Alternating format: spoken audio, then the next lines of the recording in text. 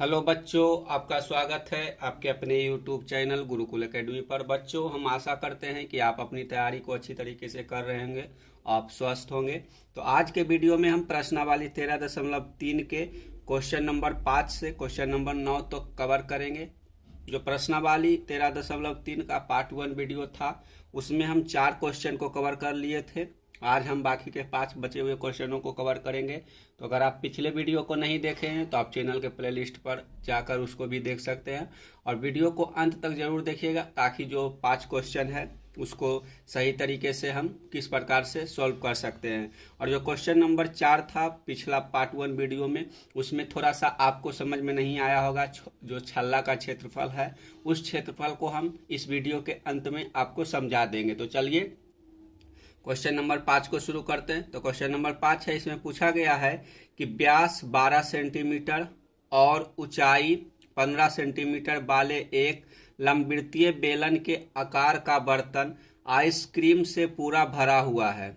इस आइसक्रीम की ऊंचाई 12 सेंटीमीटर और व्यास 6 सेंटीमीटर वाले शंकुओं से भरा जाना है, जिनका ऊपरी सिरा अर्धगोलाकार होगा। उन शंकुओं की संख्या ज्ञात कीजिए जो इस आइसक्रीम से भरे जा सकते हैं। यानी कि यहाँ पर क्वेश्चन में पूछा गया है कि एक व्यास 12 सेंटीमीटर व्यास और 15 सेंटीमीटर ऊंचाई वाला एक बेलन है और उसमें आइसक्रीम को भरकर बनाया गया है। उस आइसक्रीम को 12 सेंटीमीटर ऊंचाई और 6 सेंटीमीटर व्यास वाले आइसक्रीम, जो छोटे छोटे आइसक्रीम है, उसमें परिवर्तित करना है। तो इस प्रकार के आइसक्रीम की टोटल संख्या कितनी हो जाएगी, इस संख्या को हमको ज्ञात करना है। तो चलिए आइसक्रीम की संख्या ज्ञात करने के लिए हम इसको आगे बढ़ते हैं। तो यहाँ हो जाएगा, हल करेंगे पहले सॉल्यूशन या हल हो जाएगा। तो हम नीचे यहाँ लिख लेंगे दिया है। तो जो हमको क्वेश्चन में दिया है वहां नीचे लिख लेंगे। तो नीचे लिखेंगे बेलनाकार बर्तन का व्यास, बेलनाकार बर्तन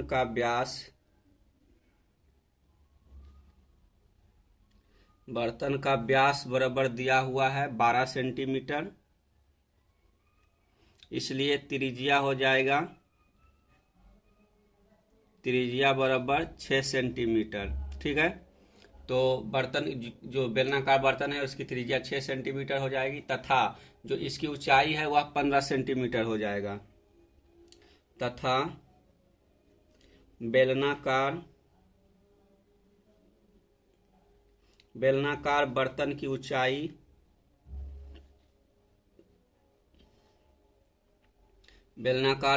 ऊंचाई बराबर दिया हुआ है 15 सेंटीमीटर। तो इसको लिख लिए। ठीक है, अब आगे बढ़ेंगे। अब हमको बेलनाकार बर्तन का आयतन ज्ञात करना है। तो यहाँ लिखेंगे बेलनाकार बर्तन का आयतन, बेलनाकार बर्तन का आयतन बराबर हो जाएगा, आयतन बराबर पाई आर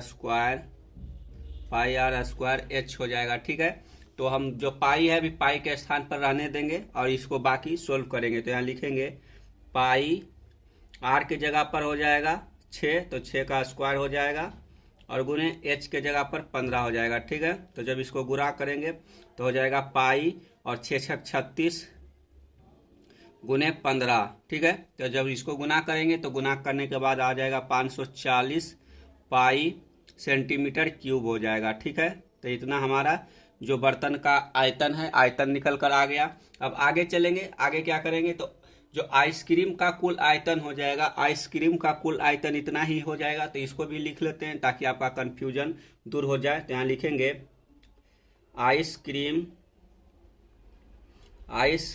का आयतन बराबर हो जाएगा बर्तन का आयतन और बराबर हो जाएगा 540 पाई सेंटीमीटर क्यूब।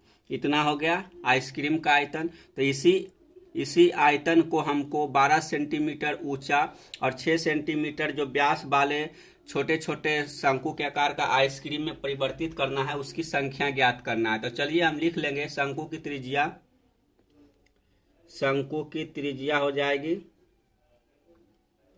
शंकु की त्रिज्या जो छोटा छोटा आइसक्रीम में परिवर्तित करना है। तो इसका आयतन हमको क्वेश्चन में इस शंकु का व्यास 6 सेंटीमीटर दिया हुआ है, इसका आयतन हो जाएगा, त्रिज्या हो जाएगा 3 सेंटीमीटर, ठीक है 3 सेंटीमीटर, और इसका ऊंचाई दिया हुआ है 12 सेंटीमीटर। तो यहाँ लिखेंगे तथा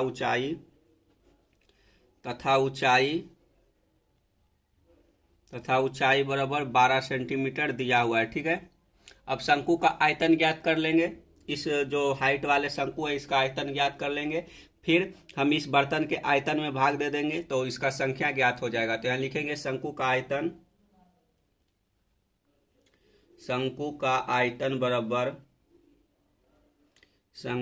आयतन बराबर होता है 1/3 पाई r स्क्वायर h, ये होता है शंकु का आयतन, ठीक है। तो ये हो जाएगा बराबर 1/3 गुने पाई, 3 का स्क्वायर हो जाएगा तो 3 गुने 3, और यहाँ हाइट हो जाएगा 12 सेंटीमीटर, ठीक है। तो यहाँ कट गया, 4 तिया 12 हो जाएगा, बराबर हो जाएगा यहाँ कितना, तो 3 तिया 9 और 9 चौक 36 पाई हो जाएगा, 36 पाई सेंटीमीटर क्यूब। ये निकल गया हमारा एक आइसक्रीम, यानी कि जो शंकु आकार का एक आइसक्रीम है उसका आयतन निकल गया, ठीक है। तो शंकु के जो मुंह पर अर्धगोलाकार आइसक्रीम का आयतन है उसका भी निकालना पड़ेगा, यानी कि जो आइसक्रीम होता है इस प्रकार का होता है खोखला, फिर ऊपर इस प्रकार से आइसक्रीम भी भरा होता है। तो ये अर्धगोले के आकार का है, तो हमको इसका भी आयतन निकालना होगा, ठीक है। इसका भी हम तो अभी इतना का आयतन निकाल लिए, इतना का आयतन हमारा निकल कर आ गया 36 पाई सेंटीमीटर क्यूब। तो अब इसका आयतन ज्ञात करने के लिए हमको अलग से चलना होगा आगे। तो लिखेंगे ऊपर करके, यहाँ लिखेंगे कि शंकु के मुंह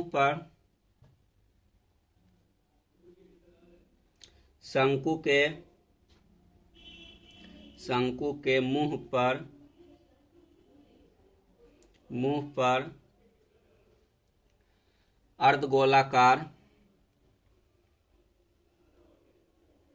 अर्धगोलाकार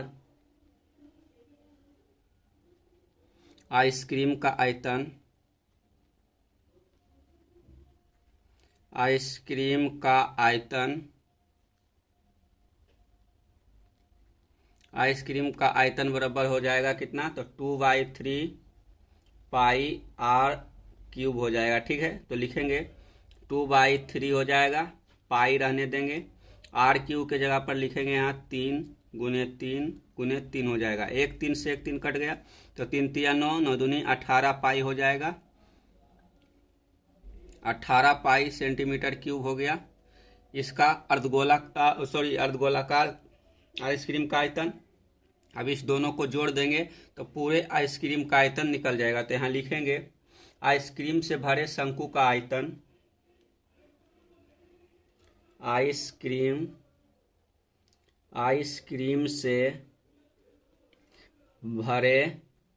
आइसक्रीम से भरे शंकु का आयतन बराबर हो जाएगा,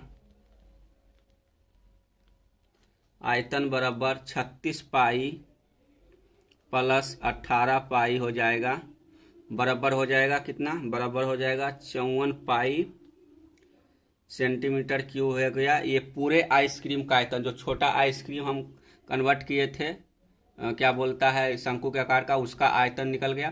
तो अब शंकु की संख्या यानी कि आइसक्रीम की संख्या निकालने के लिए हम क्या करेंगे, तो जो 540 पाई सेंटीमीटर क्यूब आया था बर्तन का आयतन, उसके आयतन में से इस आयतन से हम डिवाइड करेंगे तो आइसक्रीम की संख्या निकल कर चला आएगी। तो हम यहाँ लिखेंगे शंकु की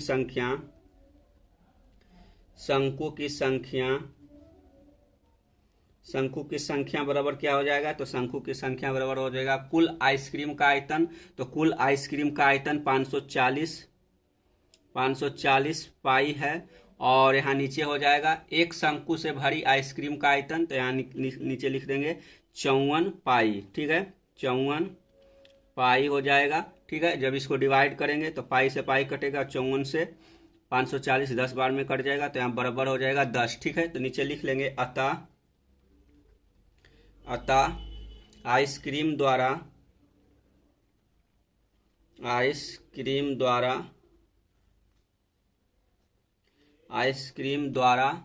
भरे जाने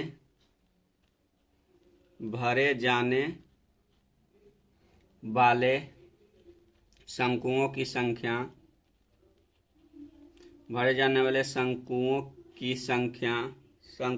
संख्या बराबर हो जाएगी, संख्या बराबर हो जाएगा 10, ठीक है। तो ये हमारा आंसर निकल कर आ गया। टोटल 10 आइसक्रीम बनेगा इस आकार का। तो बच्चों क्वेश्चन नंबर 5 आपको समझ में आ गया होगा। अगर समझ में नहीं आया है, किसी प्रकार का कन्फ्यूजन है, तो आप हमें क्वेश्चन का जो कन्फ्यूजन है कमेंट बॉक्स में पूछ सकते हैं, या आपको क्वेश्चन अच्छी तरीके से समझ में आ गया है तो वीडियो को लाइक कीजिए, और चैनल पर नए हैं अभी तक सब्सक्राइब नहीं किए हैं तो चैनल को सब्सक्राइब करके बेल आइकन दबा लीजिए, ताकि आपको इस प्रकार के क्वेश्चन का वीडियो मिलता रहे।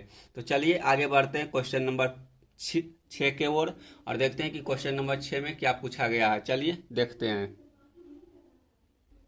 चलो बच्चों क्वेश्चन नंबर 6 को देख लेते हैं। तो क्वेश्चन नंबर 6 है, इसमें पूछा गया है कि बीमा 5.5 सेंटीमीटर गुने 10 सेंटीमीटर गुने 3.5 सेंटीमीटर वाला एक घनाभ बनाने के लिए 1.75 सेंटीमीटर व्यास और 2 mm मोटाई वाले कितने चांदी के सिक्के को पिघलाना पड़ेगा। यानी कि इस आयतन को निर्माण करने के लिए हमको कितने सिक्कों के आयतन को पिघलाना पड़ेगा। 1.75 सेंटीमीटर व्यास होना चाहिए उस सिक्के का, और 2 mm मोटाई है। तो इस सिक्के की संख्या क्या हो जाएगी, यानी कि कितने सिक्के पिघलाएंगे तो इस आयतन के, यानी कि 5.5 सेंटीमीटर गुने 10 सेंटीमीटर गुने 3.5 सेंटीमीटर वाले एक घनाभ का निर्माण हो सकता है। तो चलिए आगे बढ़ते हैं और इस क्वेश्चन को सॉल्व करते हैं। तो यहाँ लिखेंगे सॉल्यूशन या हल हो जाएगा। तो हम लिखेंगे कि माना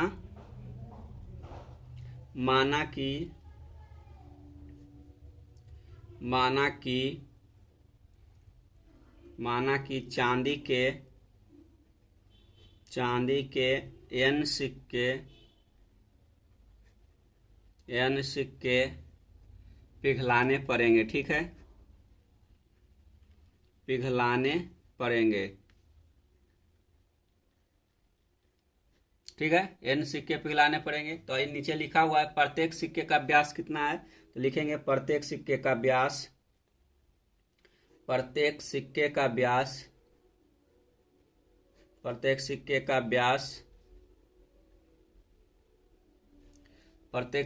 व्यास यहाँ दिया हुआ 1.75 सेंटीमीटर, ठीक है। तो जो इसका जो सिक्का है, सिक्का का त्रिज्या कितना हो जाएगा, तो सिक्के का त्रिज्या निकल कर आ जाएगा 1.75 सेंटीमीटर बटा आ जाएगा क्या, तो इसको 2 से हम भाग देंगे। तो यहाँ लिखेंगे त्रिज्या बराबर हो जाएगा 1.75 बटे 2 सेंटीमीटर, ठीक है। तो इस दशमलव को हटाने के लिए हम ऊपर 100 से गुना कर देंगे और नीचे भी 100 से गुना कर देंगे, तो बराबर हो जाएगा 175 बटे 200, ठीक है, 200 सेंटीमीटर। जब इसको काटेंगे तो काटने के बाद ये आ जाएगा 7 बटे 8 सेंटीमीटर, ठीक है। ये हमारा त्रिज्या निकल कर आ गया इस सिक्के का। अब प्रत्येक सिक्के का जो हाइट है वह 2 mm है। तो यहाँ लिखेंगे प्रत्येक सिक्के का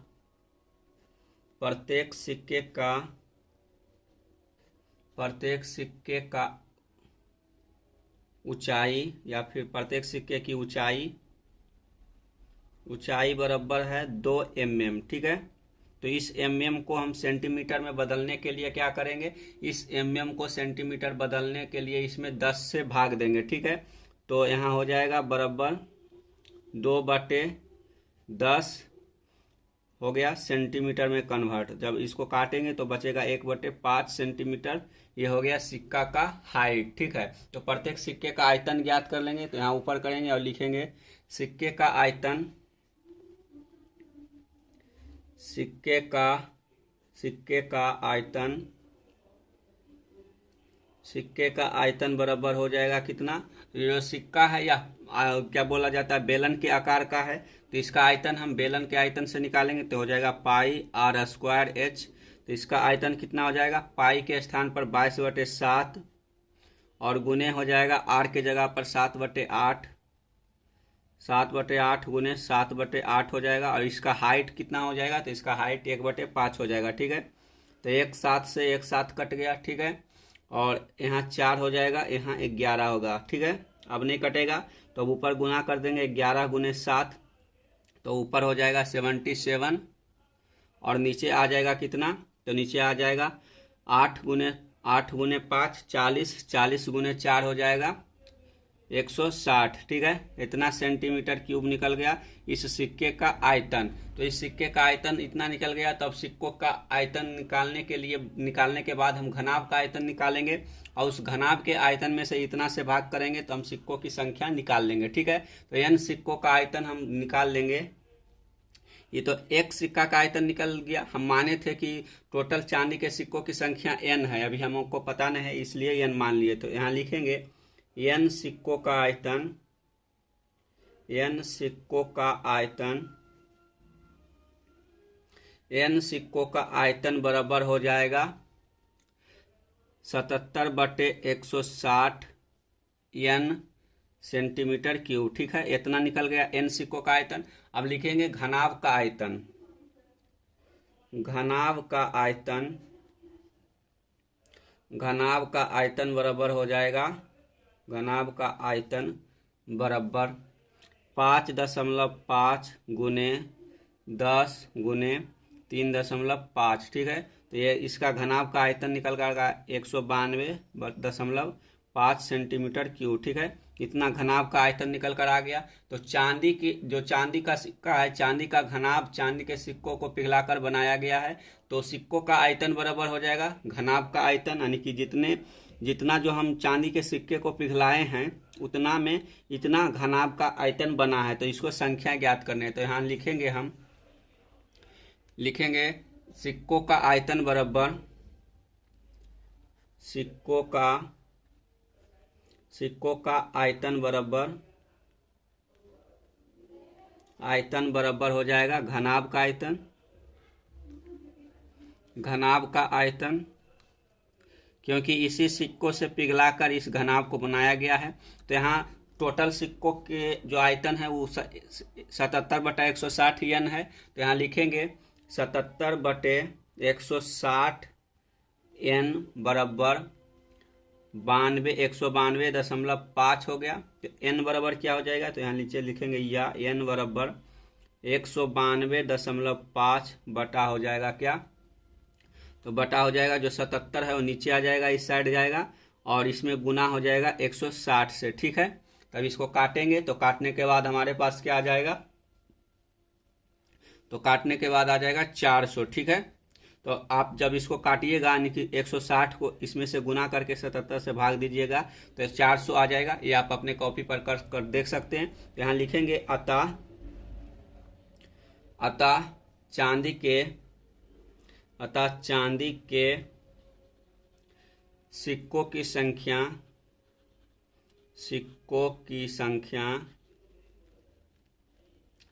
संख्या बराबर कितना हो जाएगा, तो बराबर 400 हो जाएगा। ठीक है, तो टोटल 400 सिक्का को पिघलाएंगे, उसके बाद इस आकार के घनाभ का निर्माण हो जाएगा जिसका आयतन 192.5 सेंटीमीटर क्यूब था। ठीक है, तो क्वेश्चन नंबर 6 को भी सोल्व कर लिए। तो बच्चों आपको क्वेश्चन नंबर 6 किस प्रकार से पता चला या समझ में आया या नहीं। अगर क्वेश्चन थोड़ा बहुत समझने में कोई दिक्कत है तो वीडियो को थोड़ा सा पीछे कीजिए और फिर से देखिए ताकि आपको यह क्वेश्चन अच्छी से समझ में आ सके। तो अगर आप वीडियो को यहाँ तक देख लिए हैं तो इस वीडियो को अपने दोस्तों के साथ शेयर कीजिए और वीडियो पसंद आया हो तो लाइक कर दीजिए और चैनल पर नए हैं तो चैनल को जरूर सब्सक्राइब कीजिए ताकि आपको मैथ का वीडियो मिलता रहे। तो चलिए चलते हैं क्वेश्चन नंबर 7 की ओर और देखते हैं कि क्वेश्चन नंबर 7 को किस प्रकार से हम सॉल्व कर सकते हैं। बच्चों क्वेश्चन नंबर 7 है। इसमें पूछा गया है कि 32 सेंटीमीटर ऊंची और आधार की त्रिज्या 18 सेंटीमीटर वाली एक बेलनाकार बाल्टी रेत से भरी हुई है। आपको बाल्टी घर में जो स्टील का बाल्टी या लोहे का बाल्टी होगा उस बाल्टी के बारे में यहाँ बताया जा रहा है, यानी कि जो कचकारे का बाल्टी सीधा सीधी होगा उस आकार के बाल्टी का बात यहाँ नहीं किया जा रहा है। जो लोहे का बाल्टी या स्टील का बाल्टी होता है, नीचे छोटा और ऊपर बड़ा होता है, उस बाल्टी की बात की जा रही है। तो उस बाल्टी की रेत से भरी हुई है, ठीक है। इस बाल्टी को भूमि पर खाली किया जाता है और इस रेत को एक शंक्वाकार ढेरी बनाई जाती है। यदि शंक्वाकार ढेरी की ऊंचाई 24 सेंटीमीटर है तो इस ढेरी की त्रिज्या और तिर्यक ऊंचाई ज्ञात कीजिए। यानी कि जो बाल्टी में भरा हुआ बालू था उस बालू को जमीन पर रख दिया गया है, खाली कर दिया गया है और उसी बालू से एक शंकु का आकार बनाया गया है और इस शंकु की ऊंचाई 24 सेंटीमीटर हुई है। और इस शंकु को जो 24 सेंटीमीटर हाइट हुआ है तो इसका त्रिज्या क्या होगा और इसका तिर्यक ऊंचाई क्या होगा, ये हमसे पूछा गया है। तो चलिए इसको सोल्व करते हैं, देखते हैं कि इसका त्रिज्या और तिर्यक ऊंचाई कितना निकल कर आता है। तो लिखेंगे यहाँ सॉल्यूशन हो जाएगा, सॉल्यूशन या हल। यहाँ लिखेंगे दिया है, जो हमको क्वेश्चन में दिया हुआ है उसी को यहाँ लिखेंगे बेलनाकार बाल्टी के आधार की त्रिज्या, बेलनाकार बाल्टी के आधार की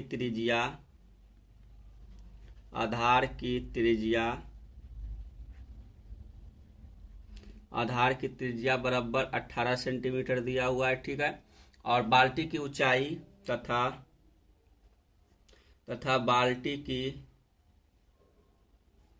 बाल्टी की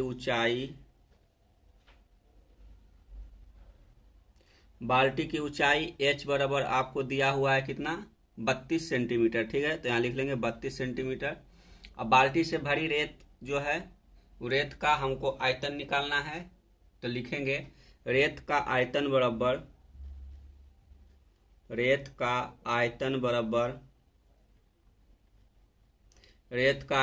क्या होगा, तो बेलनाकार बाल्टी का आयतन हो जाएगा, क्योंकि उसी बाल्टी में रेत भरा हुआ है। तो यहाँ लिखेंगे बेलनाकार बाल्टी का आयतन, ठीक है। बेलनाकार बाल्टी का आयतन, तो बाल्टी का आयतन क्या होता है, तो बाल्टी का आयतन हो जाता है पाई आर स्क्वायर। यहाँ जो बाल्टी का आयतन है वो हो जाएगा बेलन का आयतन, क्योंकि यहाँ क्वेश्चन में लिख दिया है बेलनाकार बाल्टी। तो बेलनाकार बाल्टी का मतलब है कि जो बाल्टी है उसका जो आधार का व्यास जितना होगा उतना ही नीचे का व्यास हो जाएगा, यानी कि इस प्रकार के बाल्टी है। और जो आपको लोहा या स्टील का बाल्टी देखने को मिलेगा इस प्रकार का होगा, नीचे कम और ऊपर ज़्यादा। इस प्रकार के बाल्टी का आयतन अलग होता है, इसका आयतन जो है वो बेलन के आयतन के समान हो जाता है। तो यहाँ बेलन का आयतन ही लिखा हुआ है, तो इससे आप समझ पाइएगा कि जो बाल्टी है यह बेलनाकार है। और क्वेश्चन में भी आपको साफ साफ बेलनाकार बाल्टी बोला गया है, इसलिए इसका आयतन इस प्रकार से हो जाएगा। अगर आपको बाल्टी या छिन्नक का आयतन निकालना होगा तो उसका अलग हो जाता है, ठीक है। तो इसका आयतन बराबर क्या हो जाएगा, तो यहाँ लिख लेते हैं बराबर हो जाएगा पाई गुने 18 गुने 32, ठीक है। और इसको जब गुना करेंगे तो ये बराबर हो जाएगा 10,368 पाई सेंटीमीटर क्यूब। ये हो गया रेत का आयतन, ठीक है। तो यहाँ लिखेंगे इस रेत से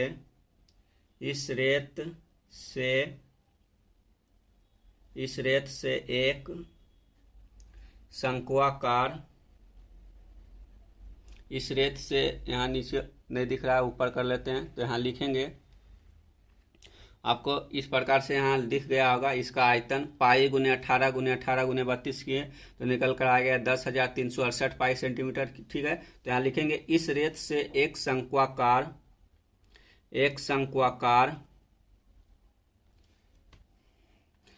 शंक्वाकार ढेरी बनाई जाती है, ठीक है।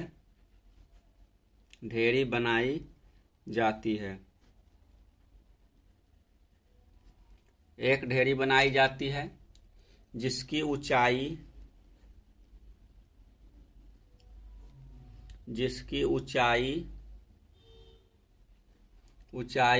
24 सेंटीमीटर है। ठीक है, अब नीचे मान लेते हैं शंकु का त्रिज्या, माना कि शंक्वाकार ढेरी की त्रिज्या बड़ा यार मान लेते हैं, तो हो जाएगा बड़ा आर सेंटीमीटर हो जाएगा। ठीक है, और इसकी त्रिज्या ऊंचाई एल हो जाता है। तो आगे लिखेंगे शंक्वाकार ढेरी का आयतन, जो ये शंकु है, शंकु का पहले आयतन लिख लेंगे। तो यहाँ लिखेंगे शंक्वाकार ढेरी का आयतन बराबर होता है 1/3 पाई R2H हो जाएगा। ठीक है, पाई आर यहाँ हो जाएगा क्या, पाई आर स्क्वायर हो जाएगा। तो यहाँ 2 लिखा गया, पाई आर स्क्वायर एच हो जाएगा। ठीक है, तो यहाँ पाई आर स्क्वायर एच लिखा गया। तब लिखेंगे बराबर हो जाएगा 1/3 पाई आर स्क्वायर एच निकल कर आ गया। इतना आयतन हो गया शंकु का ढेरी का। अब बराबर लिखेंगे, तो लिखेंगे 1/3 पाई आर स्क्वायर ज्ञात करना है, तो आर स्क्वायर लिखेंगे। ठीक है, तो यहाँ आर स्क्वायर हो जाएगा और यहाँ सेंटीमीटर हो जाएगा। सॉरी, यहाँ जो हाइट हमको 24 दिया हुआ है, तो 24 लिख लेंगे। और यहाँ काटेंगे तो ये 8 बचेगा। ठीक है, तो यहाँ लिखेंगे 8 पाई आर स्क्वायर जो है ये सेंटीमीटर क्यूब निकल कर आ गया। ये शंक्वाकार ढेरी का आयतन। तो हमको इस आर को निकालना है, तो आर निकालने के लिए क्या करेंगे, तो जो हमको यहाँ निकल कर आया था बेलनाकार बाल्टी का आयतन या फिर बालू का आयतन, तो उसी बालू को शंकु के आकार दिया गया है। तो ये आयतन यानी कि जो बालू का आयतन है या रेत का आयतन है बराबर हो जाएगा इस शंकु के आकार का आयतन। तो दोनों को आयतन को हम बराबर करेंगे, तो लिखेंगे यदि यहाँ दोनों आयतन बराबर है, लिखेंगे शंक्वाकार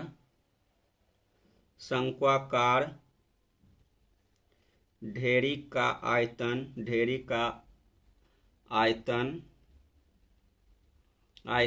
बराबर है रेत का आयतन। ठीक है, रेत का आयतन। तो रेत का आयतन कर देंगे इस शंक्वाकार ढेरी के आयतन के बराबर। तो यहाँ लिखेंगे इसलिए 8 पाई आर स्क्वायर बराबर हो जाएगा 10,368 पाई। इसके बराबर आ जाएगा, क्योंकि रेत का जो आयतन है, सॉरी थोड़ा सा मिस्टेक हो रहा है, आपको दिख नहीं रहा है, तो फिर से आप यहाँ देख लीजिए। ये निकल कर आया था शंक्वाकार ढेरी का आयतन 8 पाई आर स्क्वायर सेंटीमीटर क्यूब। ठीक है, तो शंक्वाकार ढेरी का आयतन बराबर हो जाएगा रेत का आयतन। तो शंक्वाकार ढेरी का आयतन निकल कर आया था 8 पाई आर स्क्वायर और रेत का आयतन है 10,368 पाई। ठीक है, तो यहाँ से पाई को आप कैंसिल कर सकते हैं। ठीक है, तो यहाँ आर स्क्वायर बराबर क्या हो जाएगा, तो यहाँ हो जाएगा यह आर स्क्वायर बराबर हो जाएगा 10,368/3। ठीक है, तो जब इसको काटेंगे तो काटने के बाद आ जाएगा ये 1296। ठीक है, तो आर स्क्वायर बराबर इतना निकल कर आ गया। तो यहाँ लिखेंगे आर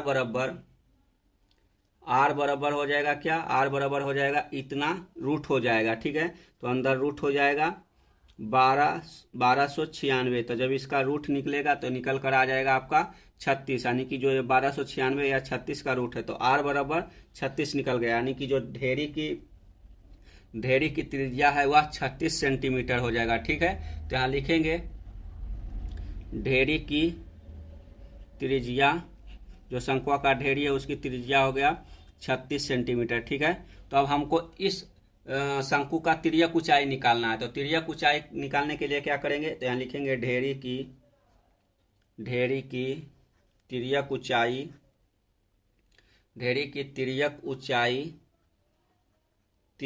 ऊंचाई बराबर होता है, यानी कि तिर्यक ऊंचाई एल बराबर होता है under root r square plus h square. ठीक है, तो जो आर स्क्वायर यानी कि 36 का स्क्वायर प्लस हाइट हो जाएगा, हाइट कितना है तो हाइट दिया हुआ है आपका, जो शंक्वाकार ढेरी बना है ढेरी का हाइट हो जाएगा, तो हाइट आपका 24 दिया हुआ है, तो इस दोनों का स्क्वायर हो जाएगा अंदर रूट। तो लिखेंगे 36 का स्क्वायर निकल कर आया था 1296, तो यहाँ 1296 लिख देंगे, या 36 का स्क्वायर प्लस 24 का स्क्वायर हो जाएगा। तो जब इस दोनों का स्क्वायर निकालेंगे तो स्क्वायर क्या हो जाएगा, तो यहाँ लिख लेते हैं बराबर, दिख रहा होगा बराबर हो जाएगा 36 का स्क्वायर हो जाएगा 1296 प्लस जो 24 है 24 का जो स्क्वायर होता है या 576 हो जाता है, तो यहाँ 576 लिख लेंगे। ठीक है, और इसका अंडर रूट हो जाएगा। जब इसको जोड़ेंगे तो जोड़ने के बाद ये निकल कर आ जाएगा 1872। ठीक है, ठीक है 1872। तो ये 1872 जो है इसका रूट कितना होता है, तो एक जो इसका एग्जैक्टली रूट नहीं निकलेगा, तो इसका जो रूट है निकालेंगे, तो रूट निकालने के लिए इसका जब निकालेंगे तो ये आ जाएगा 12 अंडर रूट 13 सेंटीमीटर। ये हो गया हमारा तिर्यक ऊंचाई, जो शंकु का तिर्यक ऊंचाई हो गया, ये निकल कर आ गया। ठीक है, तो आपको जो शंक्वाकार ढेरी का त्रिज्या है वो निकल कर आ गया 36 सेंटीमीटर, और शंक्वाकार ढेरी का जो तिर्यक ऊंचाई है वह निकल कर आ गया आपका 12 अंडर रूट 13 सेंटीमीटर। ठीक है, तो आपको ये दोनों याद रखना है। आप अपने बुक में से इस आंसर को मिला सकते हैं। तो आपको क्वेश्चन समझ में आया या नहीं, आप कमेंट बॉक्स में अपना जो क्वेरीज है वह लिख सकते हैं। अगर आप अभी तक चैनल को सब्सक्राइब नहीं किए हैं तो चैनल को सब्सक्राइब कीजिए और अपने दोस्तों के साथ यह वीडियो शेयर कीजिए। चलिए चलते हैं क्वेश्चन नंबर 8 की ओर और देखते हैं क्वेश्चन नंबर 8 में क्या पूछा गया है। चलो बच्चों, क्वेश्चन नंबर 8 को देखते हैं और इसको सोल्व करते हैं। तो क्वेश्चन नंबर 8 है, इसमें पूछा है कि 6 सेंटीमीटर चौड़ी और 1.5 मीटर गहरी एक नहर में पानी 10 किलोमीटर प्रति घंटा की चाल से बह रहा है। 30 मिनट में यह नहर कितने क्षेत्रफल की सिंचाई कर पाएगी, जबकि सिंचाई के लिए 8 सेंटीमीटर गहरे पानी की आवश्यकता होती है। यानी कि 6 मीटर जो है चौड़ाई है नहर की और 1.5 मीटर गहराई है उस नहर की। उस नहर में से 10 किलोमीटर प्रति घंटा की रफ्तार से पानी बह रही है, तो आधे घंटे में वह कितने क्षेत्रफल वाली खेत को सिंचाई कर लेगा, और जो खेत में पानी खड़ा होना चाहिए वह 8 सेंटीमीटर, यानी कि खेत की जमीन से 8 सेंटीमीटर ऊंचा पानी होना चाहिए, तो कितने क्षेत्रफल में यह पानी जाकर फैलेगा। तो चलिए इसको पहले लिखते हैं और सोल्व करते हैं। तो यहाँ लिखेंगे, हल हो जाएगा सॉल्यूशन या हल। ठीक है, यहाँ लिखेंगे नहर में पानी की चाल, नहर में पानी की चाल बराबर है 10 किलोमीटर प्रति घंटा। ठीक है, तो हमको क्वेश्चन में मीटर दिया हुआ है और यहाँ किलोमीटर में चाल दिया हुआ है, तो इस किलोमीटर को हमको मीटर पर मिनट में चेंज करना, यानी कि 1 मिनट में यह पानी कितने मीटर क्षेत्रफल पर फैलेगा। तो इसको घंटा से मिनट में कन्वर्ट करेंगे, तो इसके लिए हमको क्या करना पड़ेगा, तो इसके लिए कन्वर्ट करने के लिए हमको 1000/60 से डिवाइड करना पड़ेगा, क्योंकि जो किलोमीटर है किलोमीटर को मीटर में कन्वर्ट करने के लिए 1000 से डिवाइड करना पड़ेगा, 1000 से गुना करना पड़ेगा और 60 से डिवाइड करना पड़ेगा। तो चलिए इसको हम किलोमीटर को मीटर पर मिनट में कन्वर्ट कर लेते हैं। तो ऊपर हो जाएगा 10 गुने 1000, ठीक है, और बटा हो जाएगा 60। तो जब इसको कन्वर्ट करेंगे तो यहाँ 1 0 कट गया, यहाँ ऊपर हो गया कितना, तो ऊपर हो गया 1000/3। ठीक है, तो जब इसको डिवाइड करेंगे कितना हो जाएगा, तो यहाँ 1000 ऊपर हो जाएगा, नीचे 6 है, तो 1000 को 2 से डिवाइड करेंगे तो 500 हो जाएगा, और नीचे 6 को 2 से डिवाइड करेंगे तो 3 हो जाएगा। ठीक है, इतना मीटर पर मिनट पानी की चाल रह गए। ठीक है, तो इसको किलोमीटर पर घंटा से मीटर पर मिनट में चेंज कर लिए। ठीक है, तो नहर की चौड़ाई और गहराई लिख लेते हैं। तो यहाँ लिखेंगे नहर की चौड़ाई नहर की चौड़ाई दिया हुआ है 6 मीटर और गहराई तथा गहराई दिया हुआ है 1.5 मीटर। ठीक है, 1.5 मीटर।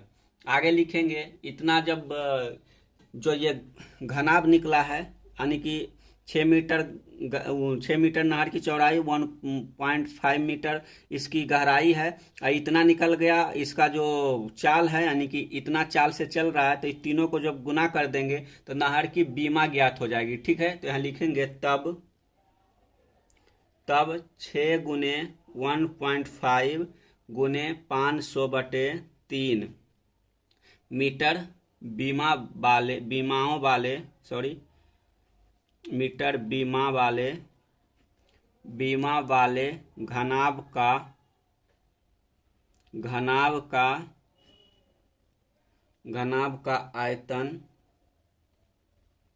आयतन के बराबर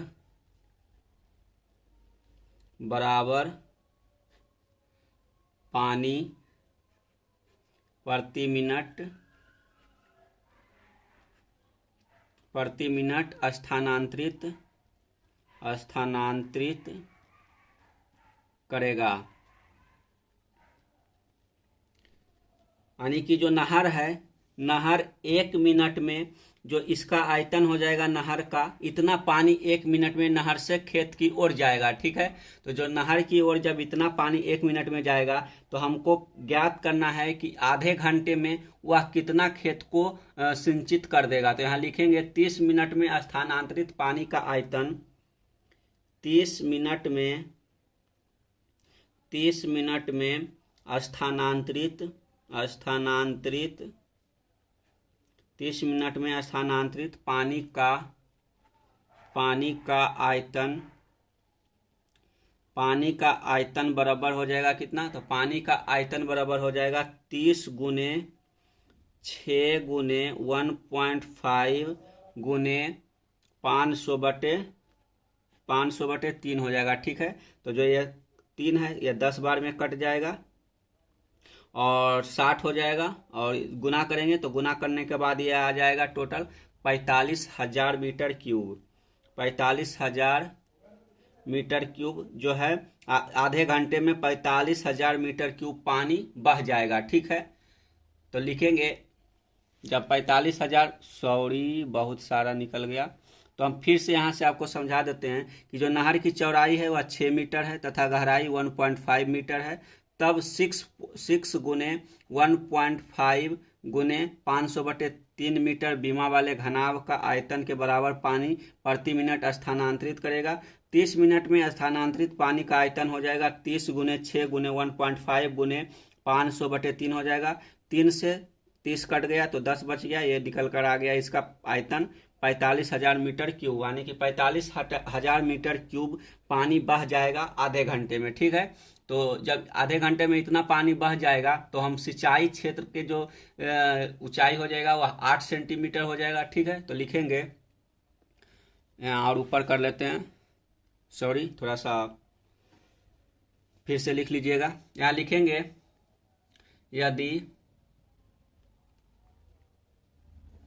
यदि सिंचाई के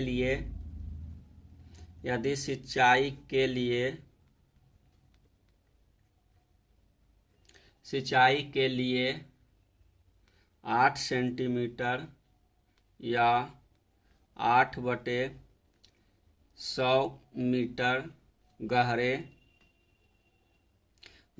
पानी की आवश्यकता है, तो यानी कि हमको क्वेश्चन में ही दिया हुआ था कि इतना 8 सेंटीमीटर पानी खेत में ऊंचा होना चाहिए। ठीक है, तो सिंचित क्षेत्र का क्षेत्रफल हो जाएगा, सिंचित क्षेत्र का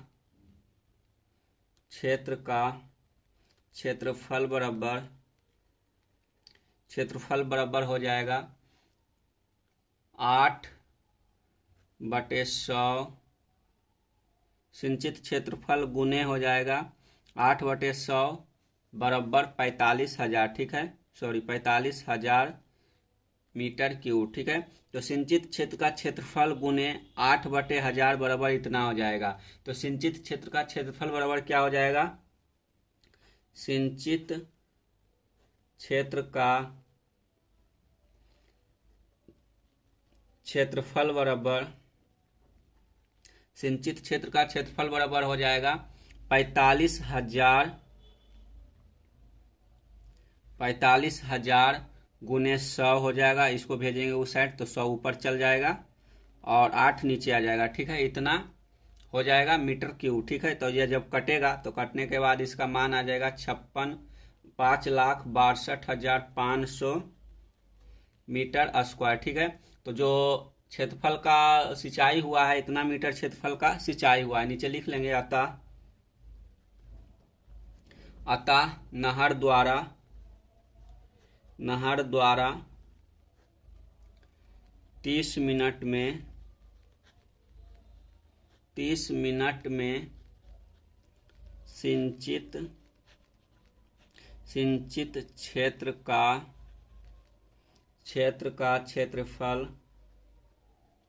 क्षेत्रफल बराबर हो जाएगा 5,62,500 मीटर स्क्वायर। ठीक है, ये आपका आंसर आ गया। तो क्वेश्चन नंबर 8 को आप इस प्रकार से स्टेप बाय स्टेप बनाइएगा। तो अगर आपको 5 नंबर का क्वेश्चन है तो आपको आशा कीजिए कि 5 नंबर मिल ही जाएगा, यानी कि गारंटी के साथ जो एग्जामिनर होगा आपको 5 नंबर जरूर देगा। तो इस प्रकार से आप अपने क्वेश्चन को स्टेप बाय स्टेप बना सकते हैं। तो चलिए प्रश्नावली 13.3 के आखिरी क्वेश्चन की ओर क्वेश्चन नंबर 9 को देखते हैं। और क्वेश्चन नंबर 9 सोल्व करने के बाद जो हमारा प्रश्नावली 13.3 है वह समाप्त हो जाएगा।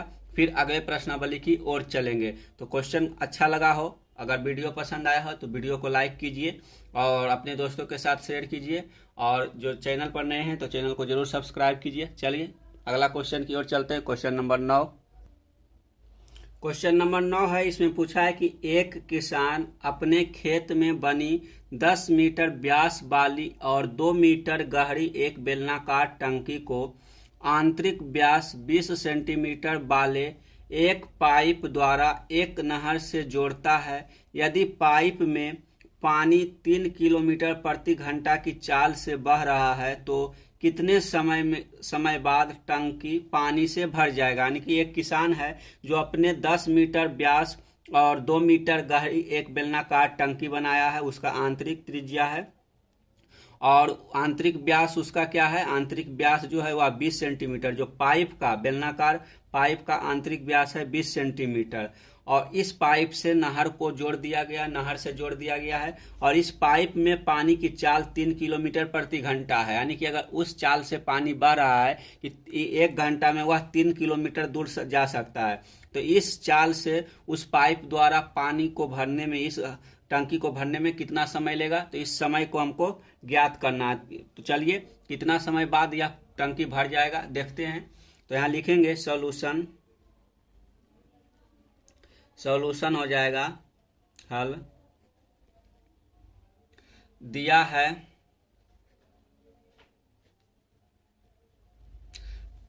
टंकी का व्यास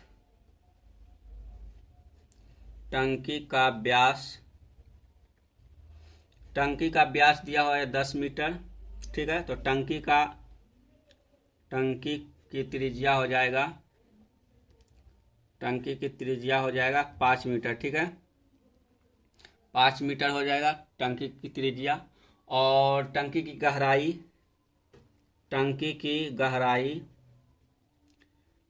गहराई दिया हुआ है 2 मीटर। ठीक है, तो यहाँ लिख लेंगे 2 मीटर।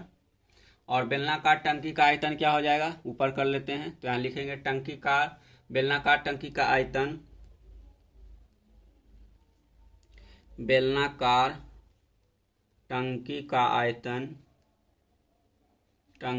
आयतन,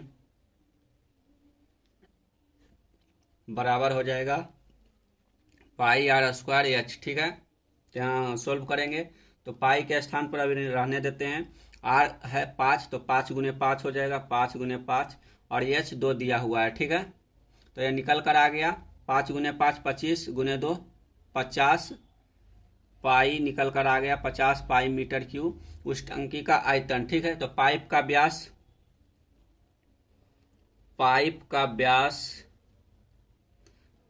व्यास हमको 20 सेंटीमीटर दिया हुआ है। 20 सेंटीमीटर, ये मीटर में था, ये सेंटीमीटर में था। तो पाइप की त्रिज्या क्या हो जाएगा?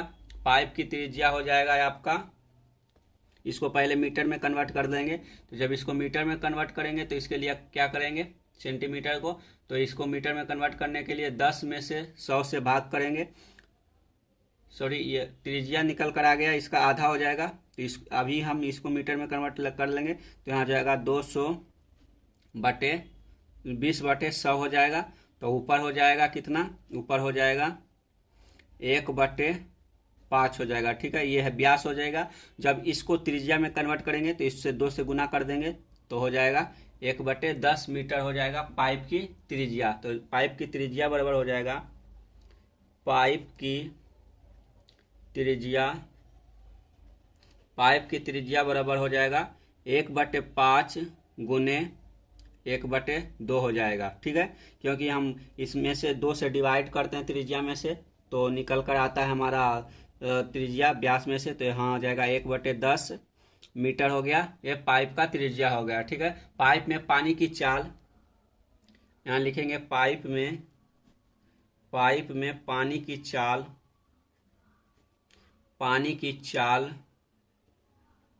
पाइप में पानी की चाल बराबर हो जाएगा 3 किलोमीटर प्रति घंटा दिया हुआ है। ठीक है, तो इस 3 किलोमीटर प्रति घंटा को हम पर मिनट मीटर में कन्वर्ट करेंगे, यानी कि मीटर पर मिनट में कन्वर्ट करेंगे। तो इसके लिए क्या करना होगा, ऊपर 1000 से गुना करना होगा, उसमें 60 से भाग देना होगा। ठीक है, तो यहाँ लिखेंगे बराबर 3 गुने 1000 हो जाएगा, और जब इसको 60 से डिवाइड करेंगे तो यह मीटर पर मिनट में कन्वर्ट हो जाएगा। ठीक है, तो इसको काटेंगे तो यह आ जाएगा आपका 50 मिनट पर मिनट, यानी कि 50 मीटर जो इसका चाल हो जाएगा 50 मीटर पर मिनट हो जाएगा। ठीक है, अब लिखेंगे तब पाइप,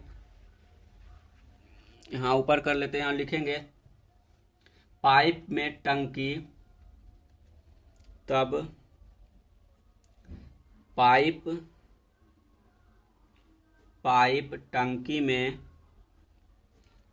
टंकी में 1/10 मीटर त्रिज्या और 50 मीटर लंबाई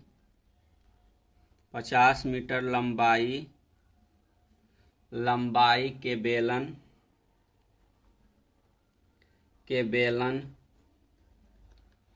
के आयतन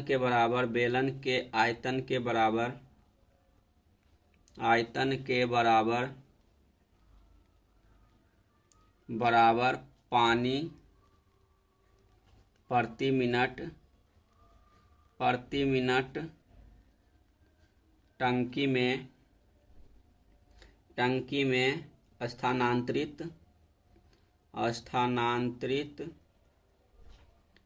में स्थानांतरित करेगा। ठीक है, यदि टंकी को भरने में n मिनट का समय लगता है तो यहाँ लिखेंगे यदि टंकी को भरने में n मिनट का समय लगता है तो क्या हो जाएगा, तो हो जाएगा n मिनट में स्थानांतरित पानी का आयतन बराबर हो जाएगा n मिनट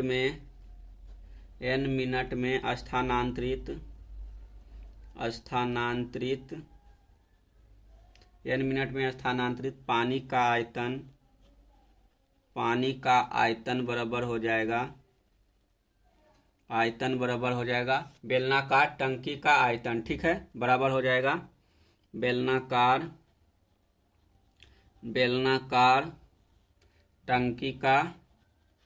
टंकी का आयतन।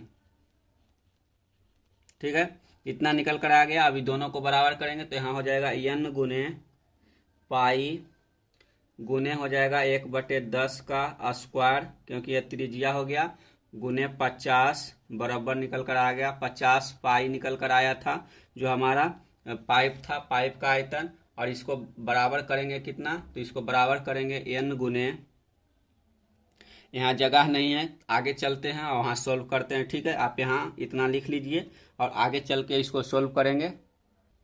ठीक है बच्चों, ये हो गया जो बेलनाकार पाइप, यानी कि एन घंटा हो गया, सॉरी एन मिनट हो गया। और ये हो गया पाइप का बीमा, जो पाइप था पाइप का बीमा हो गया पाई आर स्क्वायर एच। ठीक है, पाइप का जो लंबाई था 50 मीटर निकल कर आया था। और ये 50 पाई जो है यह टंकी का आयतन था। ठीक है, तो इसी के आयतन के बराबर इस पाइप द्वारा इसमें पानी आएगा। ठीक है, तो यहाँ लिखेंगे बराबर हो जाएगा या n गुने 50 पाई, n गुने 50 पाई गुने 1/, हो जाएगा 1000, सॉरी 1/100 हो जाएगा स्क्वायर, और बराबर 50 पाई हो जाएगा। ठीक है, तो जब इसको हम सॉल्व करेंगे तो सॉल्व करने के बाद क्या हो जाएगा, ये हो जाएगा बराबर, क्या हो जाएगा, n बराबर हो जाएगा 50 पाई, ये 50 पाई और ये 100 गुना हो जाएगा ऊपर जाके।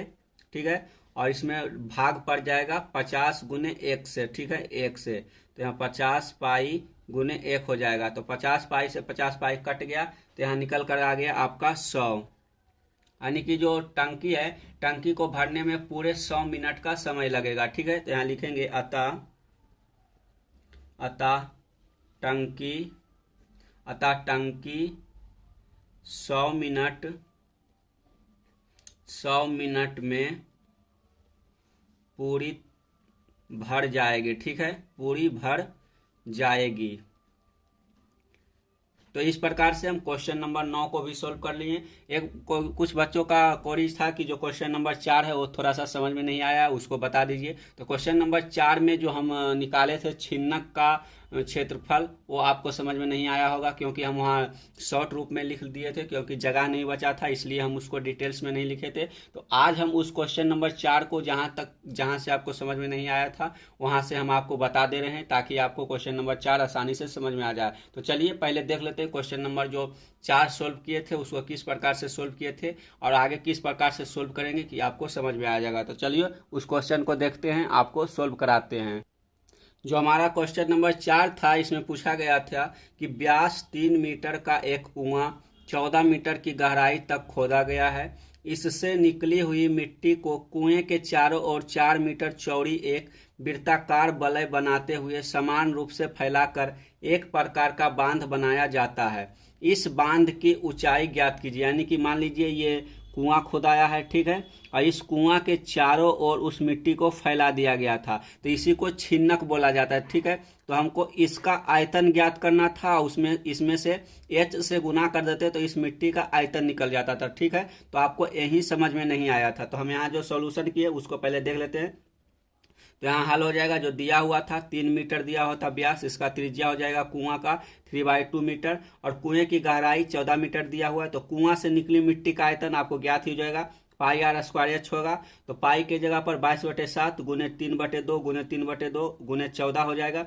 तो 7 से 14 दो बार में कट गया, 2 से 2 कट गया, 2 से 11 कट गया, तो 11 गुने 9 हो गया हमारा 99 मीटर स्क्वायर। ये कुआं का आयतन हो गया या फिर उस मिट्टी का आयतन हो गया। तो इस मिट्टी को हमको फैलाना था इस कुएं के चारों ओर। ठीक है, तो कुएं को चारों ओर जब हम फैलाएंगे तो ये कितना हाइट का होगा इसको ज्ञात करना था। तो चलिए आगे चलते हैं। ये 99 मीटर निकल गया था मिट्टी का आयतन, तो यहाँ लिखेंगे वलयाकार चबूतरे की त्रिज्या जो है, कुएं जो वलयाकार चबूतरे की त्रिज्या है, इसकी त्रिज्या क्या हो, बाहरी त्रिज्या था, यानी कि जो ये इस प्रकार की आकृति बना था, यानी कि कुआं इस प्रकार का मान लीजिए कुआं है, और ये हो गया यहाँ। तो बाहरी त्रिज्या क्या हो जाएगा, बाहरी त्रिज्या का मतलब है कुआं का त्रिज्या और प्लस इस वलय का त्रिज्या को जब जोड़ेंगे तो इसका चबूतरे का बाहरी त्रिज्या निकल कर आ जाएगा। ठीक है, तो बाहरी त्रिज्या क्या हो जाएगा, कुएं की त्रिज्या प्लस 4 मीटर, क्योंकि हमको 4 मीटर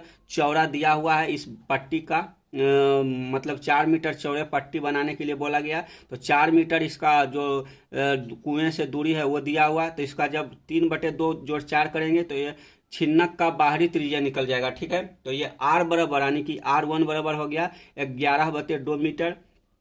और इस छिन्नक के भीतरी त्रिज्या यानी कि यहाँ से यहाँ तक क्या निकल कर आ गया, तो यहाँ से यहाँ तक कुआं का त्रिज्या, तो कुआं का त्रिज्या 3/2 मीटर दिया हुआ है। तो इस छिन्नक का क्षेत्रफल निकालेंगे, तो इसको क्षेत्रफल हम निकाल लेते हैं। तो यहाँ लिखेंगे वलयाकार चबूतरे का, यहाँ लिखेंगे, चलिए थोड़ा सा नीचे चलते, यहाँ लिख लेंगे वलयाकार चबूतरे का क्षेत्रफल क्या हो जाएगा, क्षेत्रफल बराबर हो जाएगा छिन्नक का क्षेत्रफल, ठीक है। छिन्नक का क्षेत्रफल, क्योंकि जो बांध बना था या चबूतरा बना था एक छिन्नक के आकार का बना था, तो हो जाएगा छिन्नक का क्षेत्रफल, ठीक है। अब छिन्नक का क्षेत्रफल क्या होता है, तो छिन्नक का क्षेत्रफल होता है, आपको पिछले वीडियो में नहीं बताए थे तो आप यहाँ लिख लीजिए। जो छिन्नक है, छिन्नक का क्षेत्रफल क्या हो जाता है, छिन्नक का क्षेत्रफल होता है पाई r² माइनस r²। ये होता है छिन्नक का क्षेत्रफल, ठीक है। तो यहाँ हम छिन्नक के क्षेत्रफल को ज्ञात करेंगे तो क्या निकल कर आएगा, यहाँ पहले एक बार मिला लेते हैं छिन्नक का क्षेत्रफल सही है या नहीं।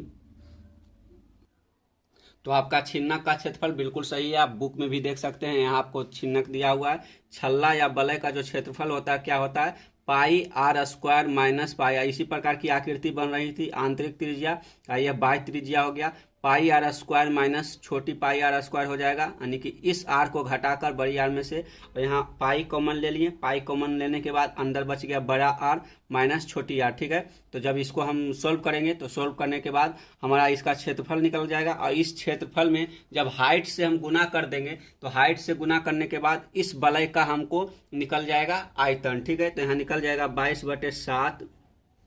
22/7 हो गया। और इसका जो बाहरी त्रिज्या था यानी कि बड़ा वाला त्रिज्या क्या था, तो बड़ा वाला त्रिज्या आपको यहाँ निकल कर आया था 11/2, ठीक है। आप यहाँ देख रहे हैं 11/2 आपका निकल कर आया था बड़ा त्रिज्या, और छोटा त्रिज्या 3/2 था। तो इसी को हमको अंदर लिखना है और इसका सोल्व करना है। तो चलिए आगे बढ़ते हैं। तो यहाँ हो जाएगा r² के जगह पर 11/2 माइनस हो जाएगा 3/2, इसका स्क्वायर कर देंगे, ठीक है।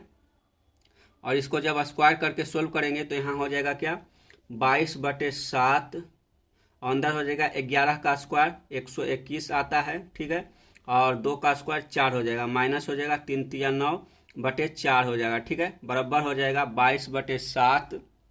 22/7 अंडर हो जाएगा 4, इसका एलसीएम। तो 121 में से 9 घटाना है, तो 121 में जब 9 घटाएंगे तो कितना आ जाएगा, ये 112 आ जाएगा, ठीक है। तो यहाँ हो जाएगा 22/7 112/4 हो जाएगा, ठीक है।